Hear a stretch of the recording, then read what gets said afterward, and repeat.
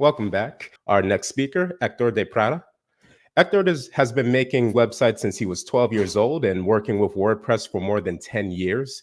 He went from freelancer to setting up a web design and development agency.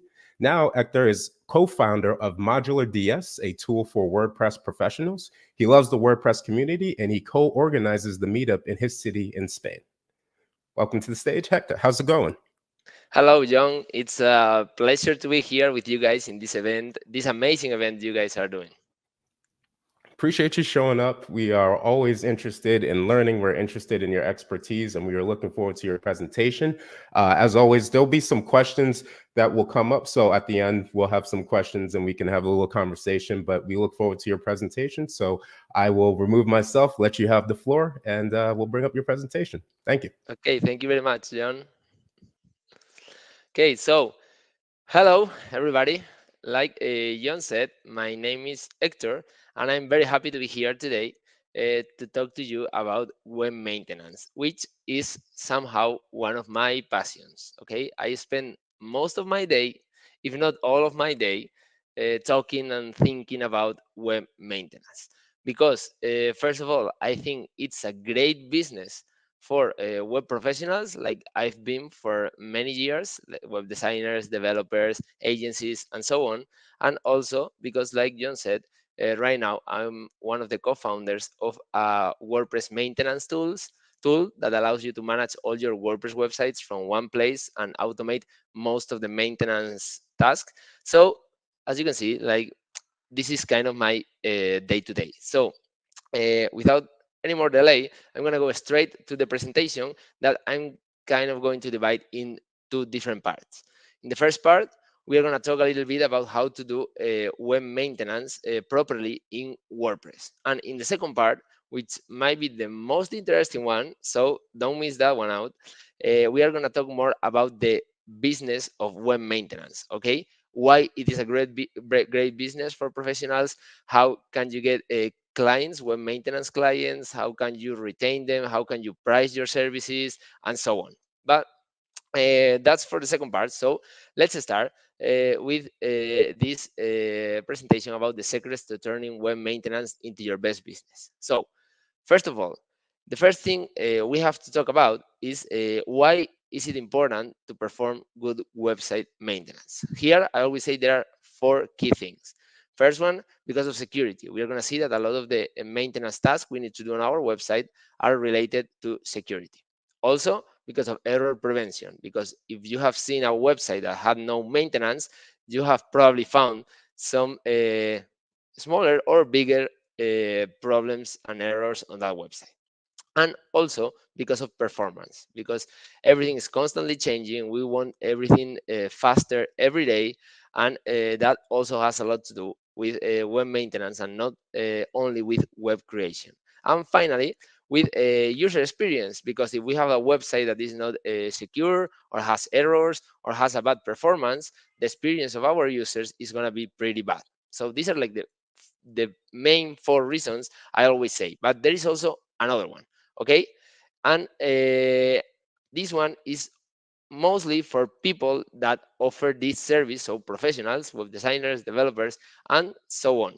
And it's to avoid problems with your clients, okay? Because if you don't do the maintenance of a website, even if the client didn't want to hire you for that, and the website starts having problems, the client is going to probably blame you, even if they are not right or they are mistaken. They are going to blame you because you did the website. So if you avoid problems for them, you are also going to avoid problems for you. Also, one important thing to say here at the beginning, it's what are the keys to good maintenance. And here I would say two things. Web maintenance has to be constant. I find a lot of people or agencies that tell me, no, I just go into my websites like every 3 4 months or even once a year, and I may do the WordPress updates, and that's fine. That's all I need. And I'm like, okay, that's not fine, okay, because we are going to see that many things related to maintenance, mostly the security part, uh, something can come up at any time, and if you are waiting another 6 months to take any action, you're probably gonna be in trouble. And also, web maintenance needs to be adapted to the type of website. The the website of a small business here in my street, like a hair salon, is not probably not gonna need the same maintenance as an e-commerce website that is getting hundreds or thousands of orders every day. Okay, so maintenance has to be adapted to that as well. And with this intro, we are going to go straight to the key part here, which is the essential maintenance task we have to do. I have picked 8 tasks, and we are going to talk about what is important to know about them and how to make them, okay, or how to do them. And I'm going to give you a lot of tools, okay, free tools, premium tools, okay, WordPress tools, not WordPress tools, so you can use to do that. So, of course, the first task is updates. We could all have guessed that one. So how should updates be in WordPress? Okay, so they have to be regular, like we said. Once a year is not enough because a critical update might come at any moment and we have to do it. Also, they need to be version aware. We know in WordPress there are 2 types of updates. There are the big updates, for example, when we go from WordPress 6.6 to 6.7 or even to 7.0, and there is also the small updates when we go from 6.6.1 to 6.6.2. Okay, and when we are going to do the big updates, an advice I would give is that it's better to wait a little bit so other people can test them and make sure that they are ready, okay, and they don't have any problems. And in contrary, with the small updates that normally bring fixes to problems or security fixes, we should do them as soon as possible. So it's important to differentiate between those 2 types of updates. And also, of course, updates have to be reviewed. So if we do an update, we should check the website to see if everything is fine. How can we do WordPress updates? Well, we can do them manually with WordPress. We all know how to do this. And we can do them automatically with WordPress, which not everybody knows. So you can go to your plugin list, for example, in WordPress, in your WordPress site, and you can see that here. You can, well, in this case, disable, but you can enable the automatic updates. So when a new update comes, it will be updated without you needing to do anything. And the problem with this might be that you don't want to update a major version, one of those big changes, okay, without waiting a little bit. So for this, there are plugins like Easy Updates Manager that you can install on your site, and that way you can control more the automatic updates. You can set, for example, that small updates are performed automatically while the big updates are not performed automatically. So you have much more control. Also, we can do updates in a centralized way with maintenance tools like modular.js or manage.wp or others, where, as you can see here, you have all the updates from all your websites, and instead of going and logging into each website to perform the updates, you can do them all from the same panel. Okay. Second task, maintenance task, status monitoring. Okay, I bet everybody has received a call at some point from a client saying, "Hey, my website is not working, Hector," and I didn't even know that was happening. So to avoid that and to be always the first ones to know if a website is down, we have to monitor that website. It's what we normally call uptime monitor. So what can we monitor? We can monitor the server status, the response time of the website, keywords in the content that we know they always have to appear, the security certificate also, because sometimes it's not renewed automatically. And finally, the domains, which is probably one of the biggest assets of an online business. I mean, if we lose the domain because we don't renew it, we are going to be in a lot of trouble. So all of this. And how can we monitor this? Well, we have plugins like Jetpack's downtime monitoring, okay, in WordPress that we can use. We have tools like Uptime Road, very, very popular, okay. I think they have a free plan until 50 websites, something like that, where you can check all those things we saw before for your websites. It's an outside of WordPress tool, and also with maintenance tools, which is going to be a common thing here, that also have uptime monitor features. Okay, Third task, backups and recovery. Very important here, the recovery part, because it's not only about doing backups, it's about if we have a problem, we need to be able to restore that backup so the website works. So what's important to know here? We need to know the frequency, okay? um, if we are going to do them daily, weekly, monthly, like we said before, it's going to depend on the type of website we have. A website, a big website, a big e-commerce website might need backups every minute, even or every hour.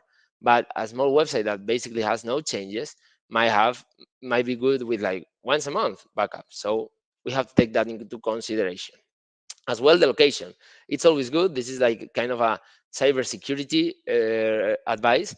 You should always have your files, including backups, in 2 or 3 locations in case something happened and you only have them in one.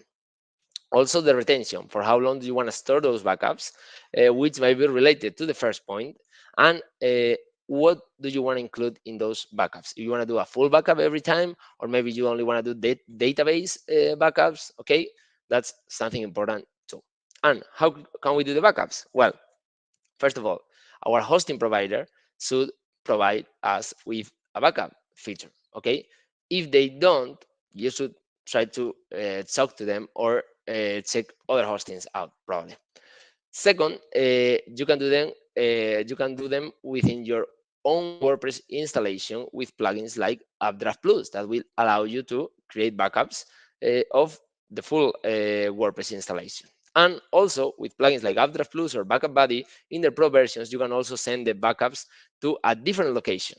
Okay, because if you have your backups in your own website and for some reason you can access the website in any way, you're going to be in trouble. So it's very good to send them away to another place. Okay, and like normal in this kind of task, external clouds in maintenance tools like Modular DS, Managed WP, okay, that also have backup functionality and they store them in the cloud so you can access anytime you need, but they are not on your own server. Okay, fourth task, security analysis. Very, very, very important. So, what should we focus on? Here, we need to focus on insecure configurations. We're gonna see now how can we detect this. Also, any kind of malware or malicious files we might have gotten into our system.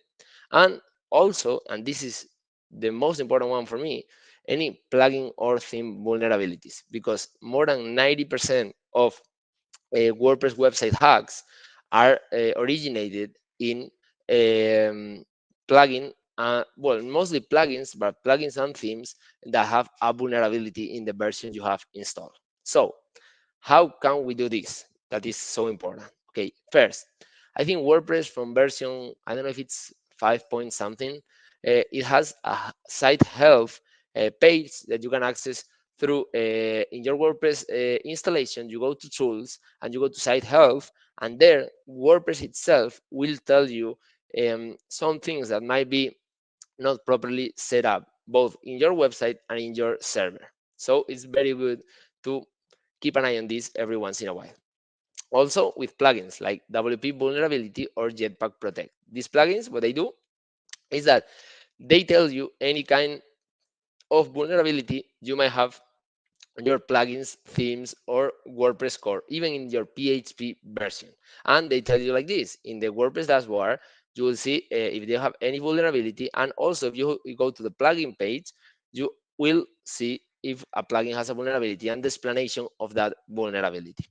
And another tool I recommend a lot is to use Cloudflare. Cloudflare is a tool most of you probably know.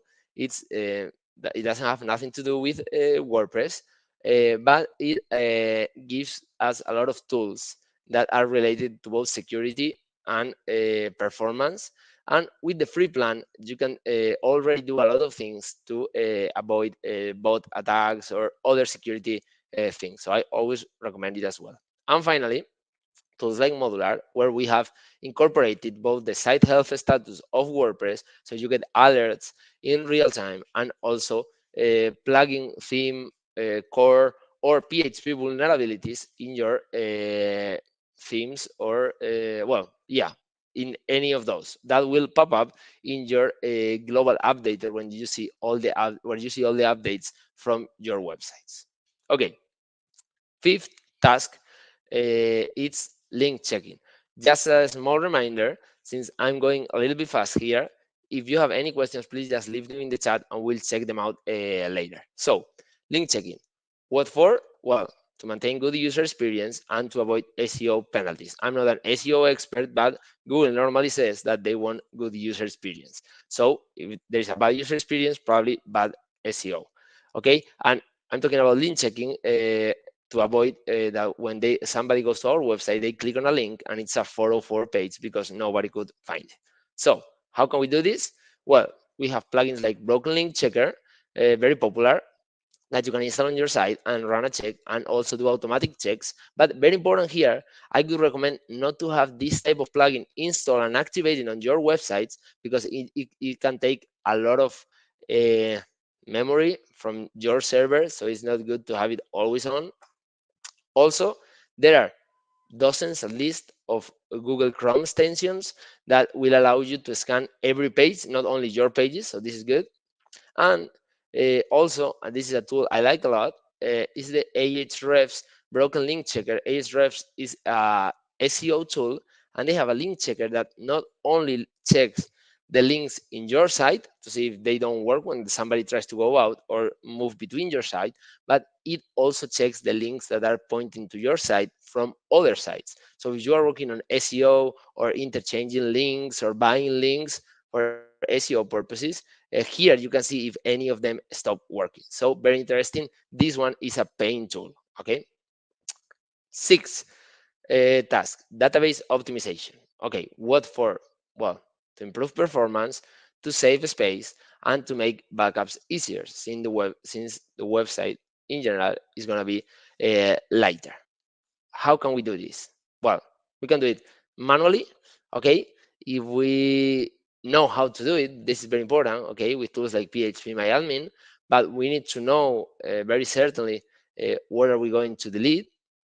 Also, we can do it with a WP CLI, a command line interface for WordPress, which also will require us to know code. Okay, and if we don't know any code, we are not a technical person, we can use plugins like WP Optimize, which is very popular as well, that will allow us to do generic database cleanups, even automatic database cleanups. So I also recommend this one. Okay, seventh task, performance analysis. This happens to all of us. When we create a website, we analyze the website, we try to make sure it has the best performance ever before launching. And then once the website launches, we forget about that. And the user that goes to the website, they don't care if the website was published yesterday or 1 year ago. So we always have to give good performance. So why it is important? Because every update might change the performance, sometimes for the better, hopefully, but sometimes for the worse. Also, browsers technologies change. In the last few years, we have seen how the new image formats like WebP, they have been introduced in our ecosystem, and it's something we now most of us use. But if we didn't change our websites from back then, we couldn't use them, and we wouldn't be giving the top performance we could give. And also for user experience and SEO, which for me they always go hand to hand. So how can we do the performance analysis? Well, you probably know Google PageSpeed or Google Lighthouse, which are Google free tools to scan your website and see how it is performing, and it will also give you advice on how to improve it. Also, we have tools like Pindom or GTmetrix, which are very popular from way back. And these ones, they are very similar to Google PageSpeed, although not exactly the same. And what they will allow for you is to do automatic checks, but they will do it on their premium version, so you will have to pay for that. Okay. And finally, WordPress tools, maintenance tools like Modular, where we do it automatically with Google PageSpeed and show it to you, so you always have the latest report on the performance of your websites. And the last task, and very important for me, is forms review. Okay, What for? Well, this is very obvious. Not to lose clients or not to lose money. If we have a contact form in our website, it's probably because we want one of those two things or probably both of those things. So how can we do the forms review, which is very tricky? So we can do it manually, but if we have 50 websites and each website has like 3 different contact forms, we'll probably be here all week trying the forms.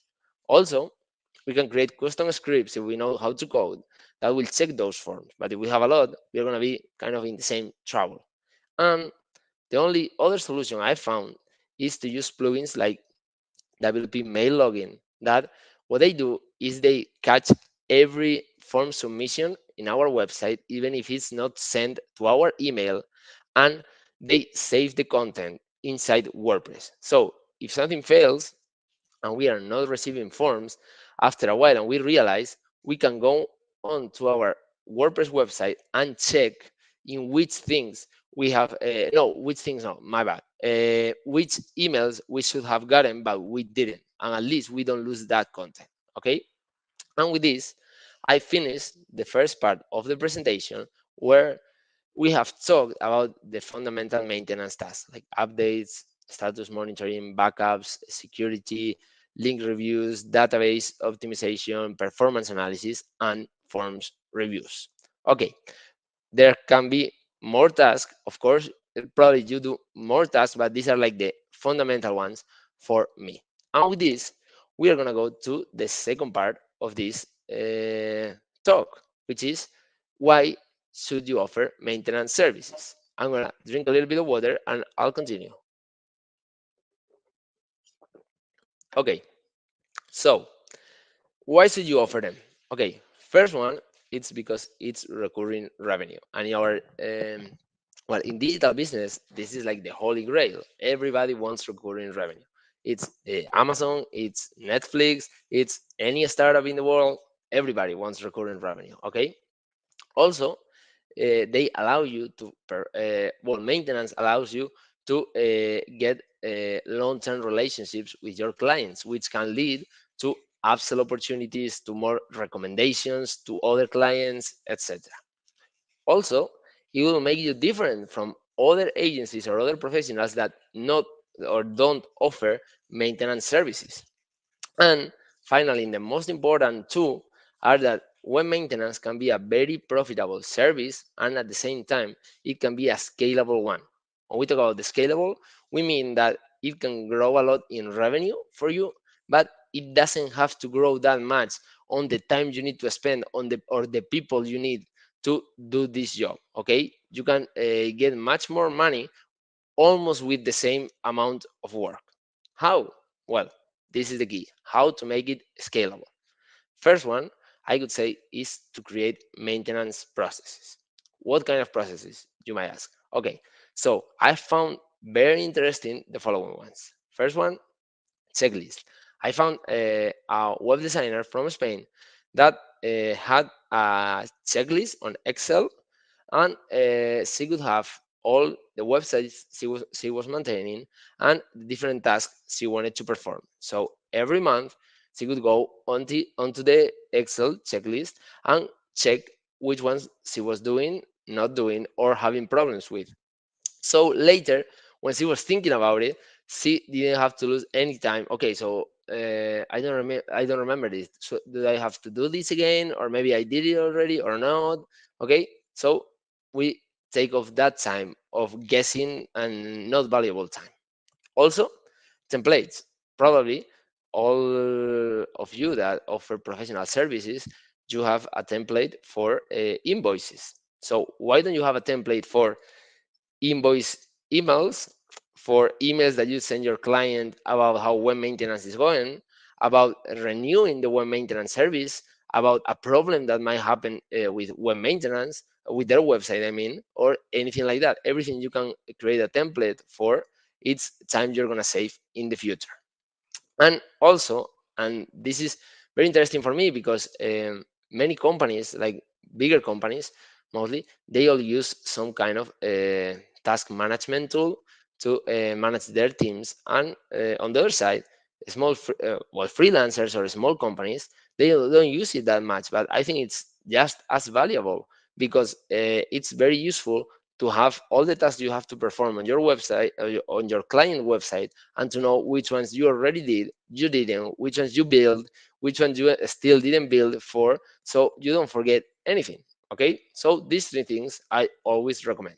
And the second part to make maintenance scalable is to automate and centralize as much as you want. Okay, as much as you can, better said. So here we have seen plugins to automate tasks like backups, link checking, okay, everything else. And we have also seen tools like Modular, in our case, that allow you to centralize those tasks, okay, that allow you to connect all your websites to one platform, and from there you can do this task for all the website and all your websites, and even automate those tasks for all your websites. Okay, so of course I recommend that, and I use that myself. So right now I hope you are already clear on that you should be offering web maintenance services if you didn't already. And one question that might arise is, okay, so how do we put a price on it? How much is this worth? Okay, so we have to think about different basics of pricing. First, the value we provide is not going to be the same to that small website from a small business that for that big e-commerce. Okay, also, our cost, both in money and in time, since our time is money. And when we talk about pure money, we talk about any tool we might use to perform our service. Also, the competitor's price, because if everybody's charging 50, I cannot charge 200, or I cannot charge 5 because it's probably gonna not gonna look right to the client. And related to this, what the client is willing to pay. Okay, and these are not the only things. We also have to consider our experience, because with time we will probably be able to charge more, since we will be able to fix any problem faster. Also, we need to think about the economic situation of potential clients, both geographically and the niche we are targeting, because I know a lot of professionals that they might target uh, non-profit organizations or small entrepreneurs that are starting. So those clients, they are not going to be able to pay as much as big brands in the luxury sector, for example.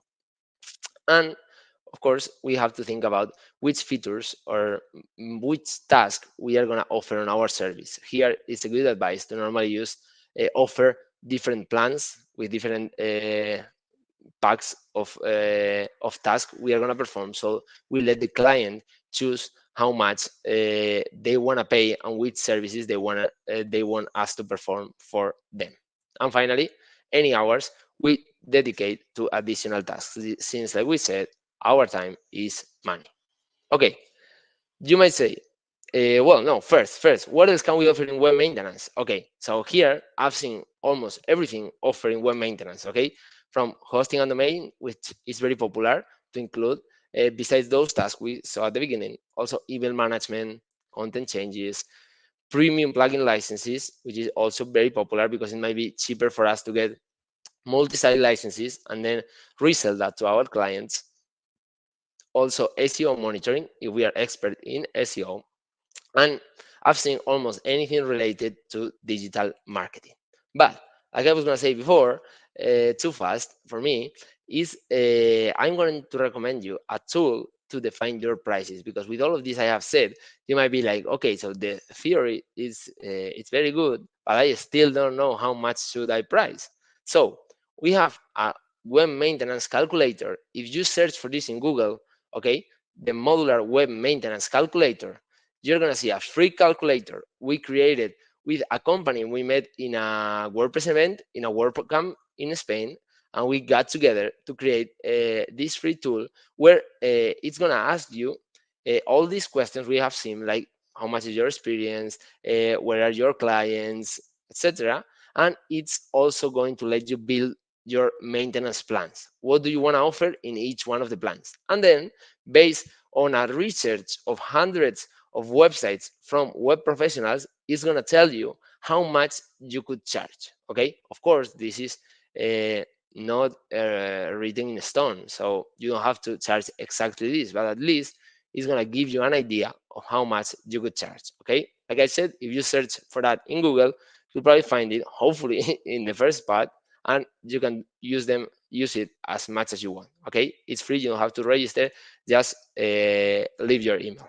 So finally, okay, we are getting to the last part of the presentation, which might be the most interesting one, because we already know that we want to offer web maintenance. We know how to make it a great business, and we know how to put a price on it. But now the final thing, and what we all want, is to acquire and retain our clients, because it is very important, since maintenance, it's something very technical, and most of our clients won't understand what we are talking about. It's very important that we work on retaining those clients, so they won't say 6 months from now, okay, Hector, don't charge for me for that anymore, because the website is fine, I don't need that, it's all good. Okay, because they don't understand what's happening behind the door. Okay, so we're going to see how to do that. So first, tactics to acquire more clients that I have tried. Okay, first one, you have to position yourself as an expert. I see that, like I said at the beginning, I talk with many WordPress professionals every week. And when I go to their website and I see the offers, well, the services they are offering, I already know which ones have a good web maintenance business and which don't. If on your website, besides digital marketing, web design, web development, you have web maintenance, then you probably have a good business. If, on the contrary, you don't, you probably don't have a good business, because you are the first one that are not giving this service the importance it deserves. Also, you have to offer this to all your clients from the first call you have with them, okay? To slowly convince them that this is necessary. And once a website is done, you have created their website, they will be much more willing to pay for it. Also, if you can have any testimonials or case studies in your website about this, about people talking about how confident are they about you taking care of the maintenance of their website, that's also a positive. Finally, two more.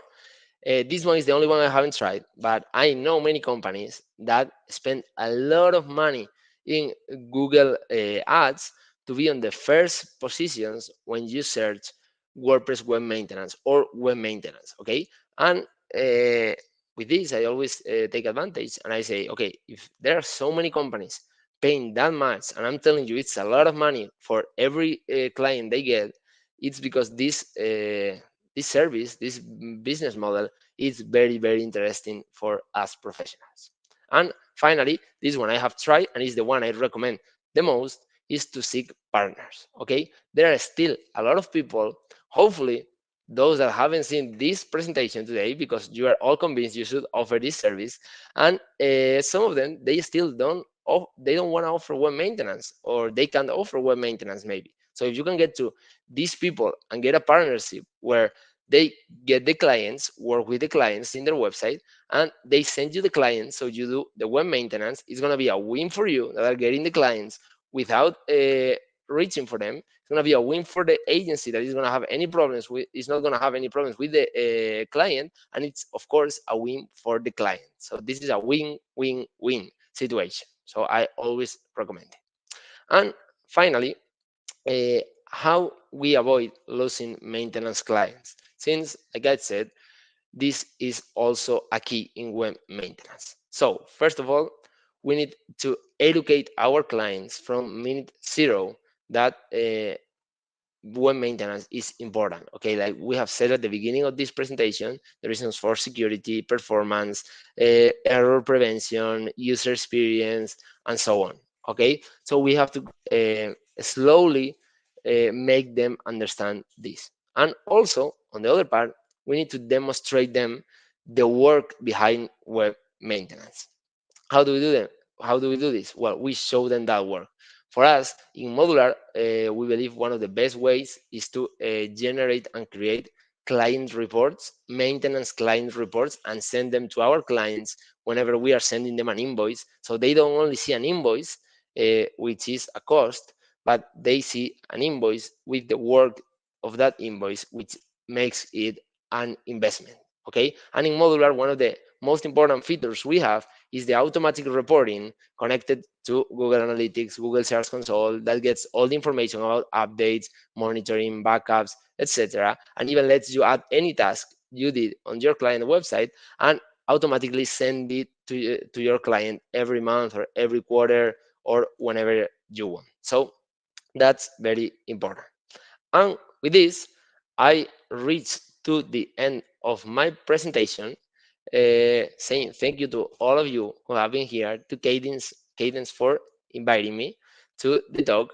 And since they let me do this, I want to offer a 20% discount for a year or 12 months on all modular plans, premium plans, okay, to all of you if you want to try the tool. We have a free plan up to 5 websites you can try to maintain your websites, but also if you want after that you find it useful and you want to use it for all your websites, you can use this coupon code right here, Cadence, until the end of this month to get that 20%, 25% discount. Okay, and with this, I go to the questions. I don't know, John, if you are over there and you have any questions because I can't really see them. Yes, no, the questions, we do have questions. Our chat is not connected, but I do have questions Great, for you. So great. definitely before though, thank you for your presentation. Definitely appreciate it. Definitely think the topic is something that is extremely important that may not get as talked about as much because there's so many other things that usually take most people's attention. I have a question from somebody, and in general, it's a good question overall. So the updates, automatic updates versus manually looking to see if you should update. I know there are a lot of times people will turn off their automatic updates because they feel like it's either breaking something or maybe it just kind of happened a little too quickly, too soon. Maybe something messed up with something else. And so they'll turn that off, but then they may forget to manually, update as things go along. So what's a recommendation there when it comes to that?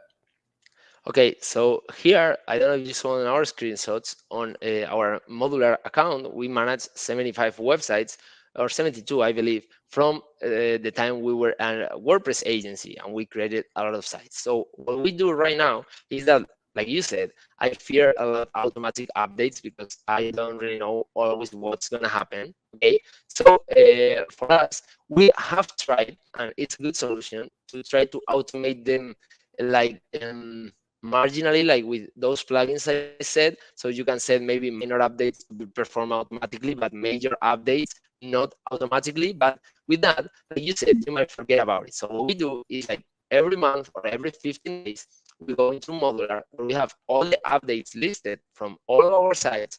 And there, what we do is manually, but centralized instead of going one by one, we do first the minor updates. We check a couple of websites, see everything is fine, and then we do the major updates first in one or two websites, and then in the rest of the websites. Okay. So I got a little bit of lag from you, Hector. You Oh, still? sorry. Oh, I got you. I got you. I just wanted to make sure. Okay, okay, my bad. It must be my No, no, internet no. connection. That's. I just wanted to make sure. I definitely heard you, but I wanted to make sure. Another question I have for you is when it comes to languages and support. So do you have a number of languages that you support? I obviously Modular DS is very good for English and Spanish, but are there any other languages that you support?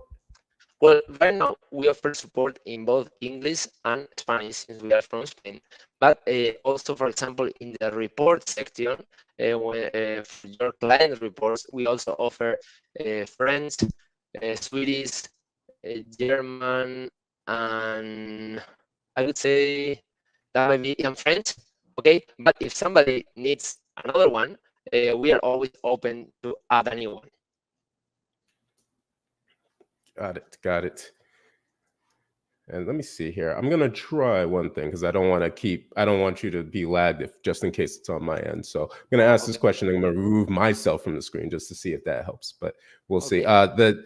The next question that I would have is when it comes to a site from a big site versus a small site, are there do you recommend having a lot of plugins that can help every little thing, or smaller plugins that can help like very specific things? So would you rather have a smaller plugin that's like for something very specific, or a larger plugin that can encompass a lot of things? Okay, very good question. So I could say that it's better to have plugins that do a lot of things since you don't have to have that many plugins. Okay, so for example, when we talk about maintenance, I truly believe that a maintenance tool like Modular DS, Manage WP, Main WP is very good because it can save you a lot of plugins you need. That will save you both time setting them up. Uh, it will improve the performance of your website, and it will also save you money. Okay, so unless for some specific task, if you need, and there is a small plugin, very lean plugin that will allow you to do that, of course, that may be a good choice as well. It's hard to reply to this without knowing the specific situation. Okay, so I think I might be the one lagging because my partner that is telling me that. So I'm gonna refresh the page now that John is coming back. Okay, John, can you hear me? Yeah, I Okay, got I'm you. gonna refresh the page really quick to see if from my Yeah, end no it problem, no improves. problem. Okay. Yeah, gotcha. You're all good. So while Hector comes back, I do think that it is absolutely good to make sure and maintain your website and maintain everything from a maintenance perspective.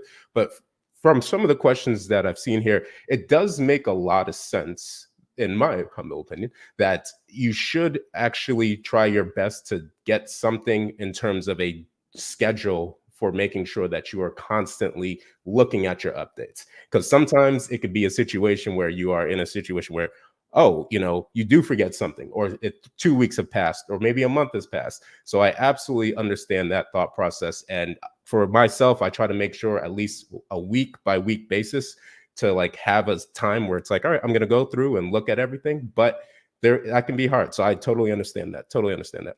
Welcome back, Hector. Hey, Yeah, welcome back you are all good. for me. You're So all good. hopefully, you can listen to me better now. Hopefully.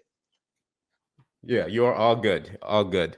Okay, great, great. Actually, if I can, just in case people didn't hear you on the last one, if we could kind of like repeat a little bit in terms of like having the plugin, the one plugin for something specific, or the Okay, big plugin yeah. that can do a lot of things. Yeah, like I was saying, I would always recommend. Of course, I believe in this 100%. When we talk about maintenance, if you can have a tool specialized in web maintenance, you're gonna save a lot of plugins you don't need to install, which is gonna improve the performance of your website. It's gonna save you time setting all them up in all of your websites. Also, it's gonna save you money because you don't need to have that many plugins for all your websites. You will only need one tool. Okay, but of course maybe for some specific, very specific things you need to perform on a website or on several websites, sometimes the best option might be a single plugin. So of course, it depends a lot on the situation. Got it. Got it.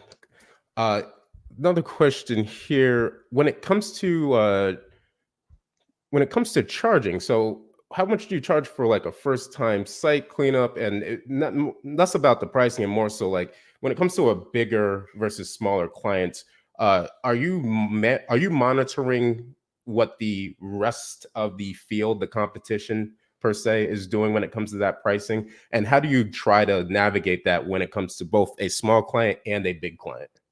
Yeah. Well, to be honest, when we used to be an agency, we wouldn't look that much for the competition. We didn't realize then, but now that I have been seeing a lot of professional websites, a lot of agencies, Mhm. and how they do it, I think it's very valuable to know because sometimes even the clients itself might come to you and say no because they do it for this or they do it for that. Right. So I want it cheaper or why is yours different? So I always say it's very good to have an eye on the field to see like how is the average, the medium. Of course, these in events like WordCamps or meetups, you can also talk with other professionals, see how they doing. Mostly, most of the people, they could be very open to discuss it with other colleagues. Okay, Right. so I would say try to get a hint on it, and it will help. It will at least help you a little bit. It will never be bad for you. So as much information as you can have, the better. A bit of a follow up on that. Somebody comes to you and they say, "Hey, I had all of this stuff done for this particular price, and maybe it's less than, but it's more work." How do you determine that kind of thing when people might try to, you know, maybe it's make it seem like something's a little bit more than what it actually is? Yeah, well, you have to when you get a new client, normally you need to take a little bit of time to see what they really have, because they might not even know what they have, or they might Right. try to make you feel like like you said, like make you think like they have more or they have less. Okay, so take a little bit of time to check that out. See also how you can differentiate your proposal when you are trying to get that client from what they were doing before. Okay, how are you going to improve Yep. that? Try to see the pain points they were having and focus on those. So if they tell you they were really happy with updates or backups or whatever, but they tell you that every once in a while their forms would stop working, then focus that one of your key parts of maintenance is that you're going to check those forms regularly to make sure they don't lose clients, or that you are going to set up a system that is going to make sure that they never lose a lead even if the form is not working. Okay, so once again, every information you can have there, it's going to make you well, it's going to give you um, well, more information to be able to prepare a Mhm. better proposal and win that client. So here's a interesting question that I've heard some people ask about this when it comes to like being at word camps and things like that. Mhm. Deleting a plugin. It seems to be a thing that like people sometimes if you don't need it, people kind of know it, but they never want to delete it because it's like, well, is it connected to something is it pulling my data? Is it still like that? Always seems to be a thing. And so it ends up being Yeah, left on there. And sometimes it's turned on and it's yeah. left on and people forget, even though they meant to. And sometimes it's turned off, but it's still there. How do you kind of dictate that, especially if you have something new to offer that might supersede or kind of take away that need for that other plugin? How do you deal with like the deletion of a plugin? Well, I could say, first of all, it's very important to know that, and we need to make our clients understand this if they are the ones that want to keep the plugin, that when you have a plugin that is not activated, what you really have is a potential security vulnerability for something you are Right. not even using. Even WordPress itself, since a long time ago, it recommends us to delete plugins that we are not using, that are not activated. So unless it's something crucial that you said, like it has something saved, and even like that, we might be able to extract that. Most plugins, they have like a extraction method that you can, I don't know, like extract the configuration, the settings, and everything in case you need it in the future. So my advice would be, every time you are not using a plugin, try to take it off. Okay, you will have time to put it back again if you need it. And for that, in Modular, not so long ago, we implemented the option to deactivate and delete plugins if you don't need Okay. them. And because, yeah, like you said, sometimes we just forget and they are over there. I've seen websites that they have like 80 plugins and 40 of them are not activated. And I'm like, Right. why do you have all these for? Like, Right. No, totally understand that. So then a good follow-up here would be somebody has a plugin, they delete it, all of a sudden they feel like, man, I lost something or something broke. How would you deal with that, or how do you handle that? Or how should that person kind of handle that in that situation, whether it actually took something off or it didn't? well, it's very important when you're gonna do important changes or delicate changes on your website.